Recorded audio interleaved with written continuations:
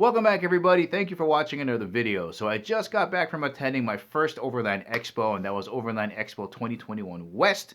And those guys put together one hell of an event. Tons of people out there, tons of things to see and do. So what I wanted to do today is give you 3 reasons why you need to go check out the Overland Expo.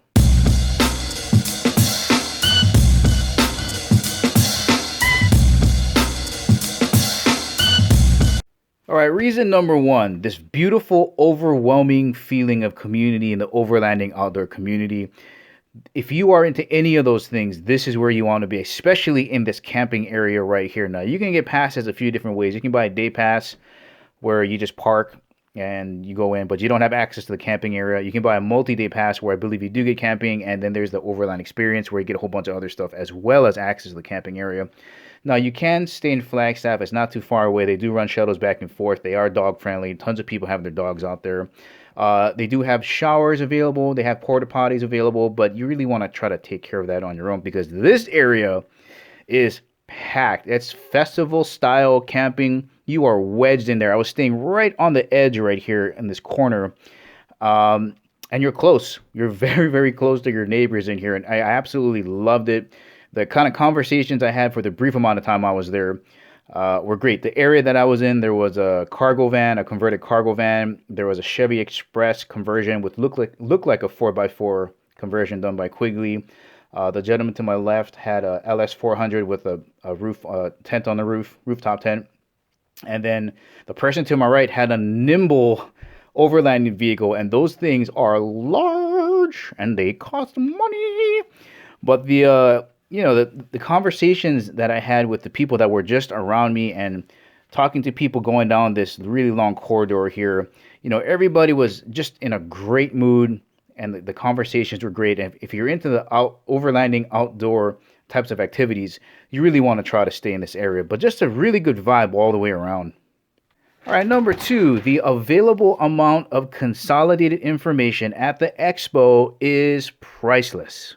Now, let's not count all of the exhibitors. If you just went on the amount of classes that they have that will tell you, how to travel, suspension, how to buy a truck, how to survive outdoors, it's all here.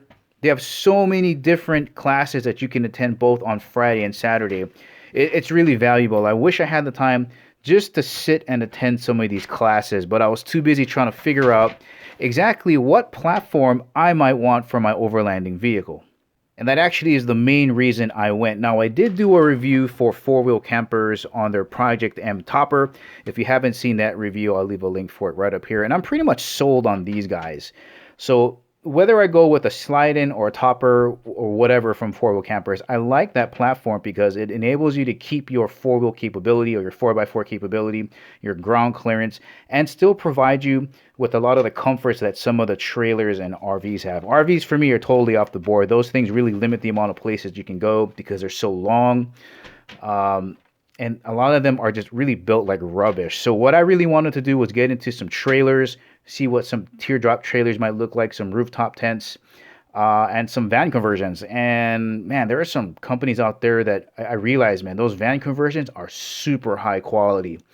My only issue with them is they get a little bit tall, a little bit wobbly, and you don't get the ground clearance that you do with a truck. But really impressed. Just for example, Field Vans is one. I didn't really like any of the teardrop trailers that I've seen, and rooftop tents are totally out. But the Black Series campers, those trailers, man, I went in there and that started really to change my mind how I felt about trailers. My big thing about trailers, though, is it expands your footprint. I'm trying to keep it as small as possible. But man, when I went into those, kind of maybe on the board there, maybe between one of those and a 4-wheel camper. But those are just the kind of things that you can do with all of this information gathered into one area. You can get up in a tent, you can get into a trailer, you can look around, shake the doors, see how they're attached, and see what kind of materials were used to make them. And the last thing I got for you about the Overland Expo is the food. I wish I had skipped the media lunch and went to go check out the Oasis Bar and Food Court because there's nothing more that you need when you're having your fun in the sun other than burgers, beer, and barbecue. I should have stopped there. So once again, guys, that's the Overland Expo, held 3 times a year in 3 different places. You got Mountain West, West, and East. The fun is good, the food is good, and tons of information about anything outdoor. Make sure you check out the link in the description below to check out the Overland Expo for next year, 2022. Guys, thank you for watching. I'll catch you in the next video.